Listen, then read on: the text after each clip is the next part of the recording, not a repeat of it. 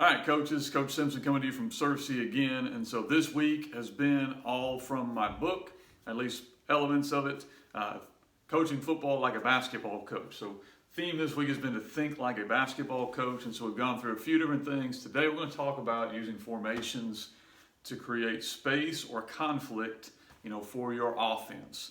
The idea behind this in a basketball setting would be you see a lot of teams that will isolate guys one-on-one, or you'll see a lot of times where they'll bring guys off staggered 2 or 3 screens, and they'll give their guys kind of options on what they can do off of those screens.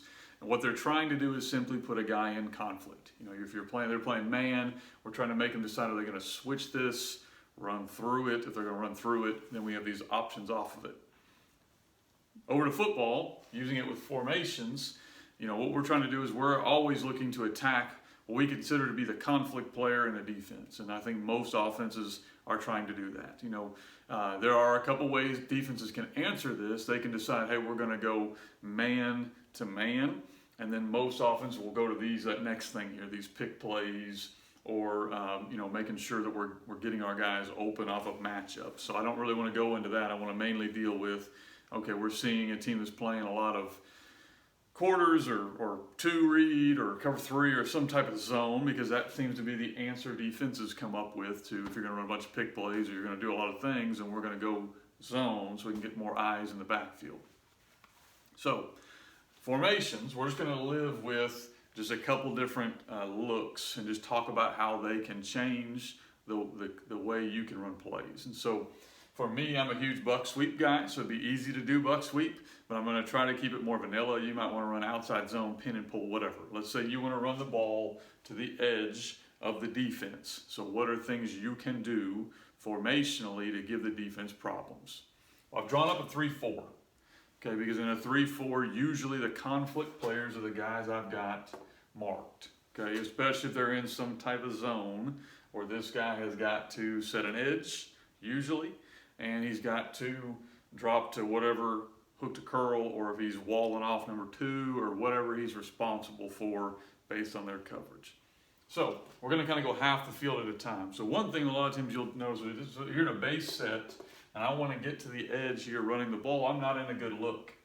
This guy can beat my guy. He can get inside of me. He's going to be hard to block. A tackle is going to have a hard time picking that guy up. So what can I do formationally to make this guy have problems? Well, over here on the right, I've drawn up the first thing we can do. We can run a squeeze look or a bunch look and make him decide, where is he? I'm going to erase this. Make him decide, where am I going to align to a squeeze set? Okay, am I going to align inside of this squeezed kind of nasty split receiver? If I am, boom, we're going to crack him. And now we're on the edge, no problem, because he's got force. We're going to make this corner play force now. The theory being that corner's probably not as willing a tackler as an outside linebacker. So now we can do this. Or let's say they decide, hey, I'm not going to let you get the edge, so I'm going to play my outside backer maybe here, head up. All right, well, for us, we've now created 2 more gaps worth of space for your defense to cover. Okay, so now we may decide, hey, we're just going to turn out on him, and we're going to run it and see your D gap. Okay, so the first thing you do formationally is condense receivers. Okay, second thing you can do a lot of times is you can make this defense declare strength.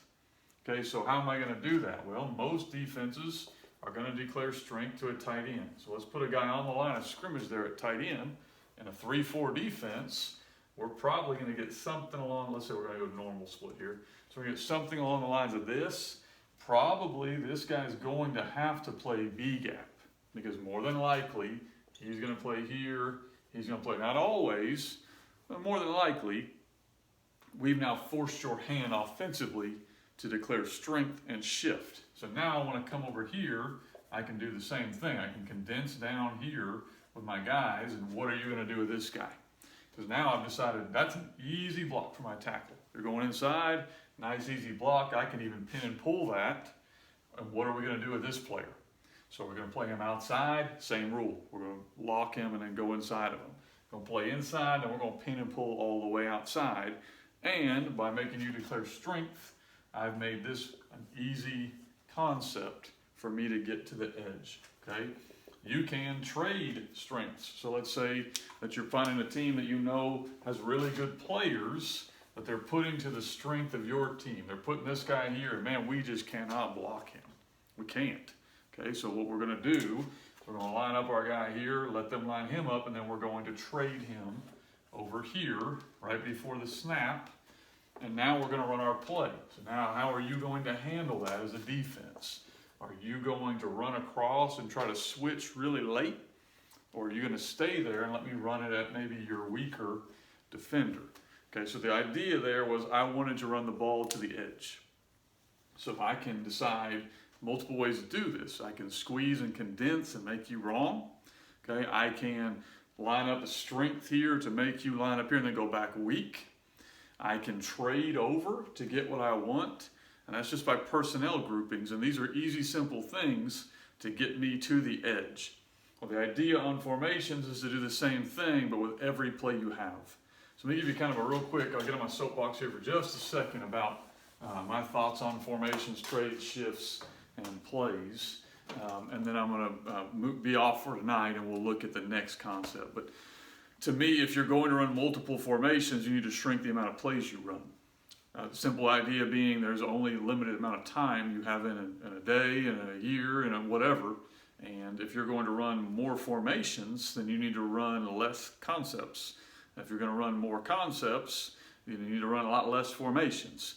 And so just something as a coach, you need to make the decision is, do I want more concepts, more meat, more stuff?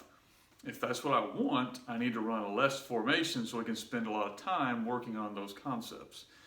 Or do I want to run more formations? Okay, if I want to run more formations to gain what I want, then I need to run less concepts. So it's just something you need to think about as you're putting in your offense, whatever it's going to be.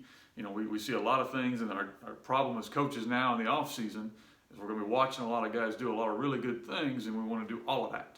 Well, it doesn't really work. You know, you have to decide, do I want to be a big formation team with few concepts and use shifts and motions and formations to gain what I want? Or do I want to be limited in formations but have a couple more concepts I can go to so I can really work on how to make those pop? Just something you need to think about as you're walking through.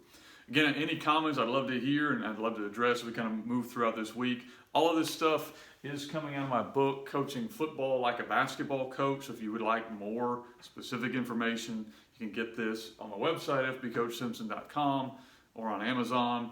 Or if you want any other information, feel free to reach out to me, fbcoachsimpson@gmail.com. Thanks for your time.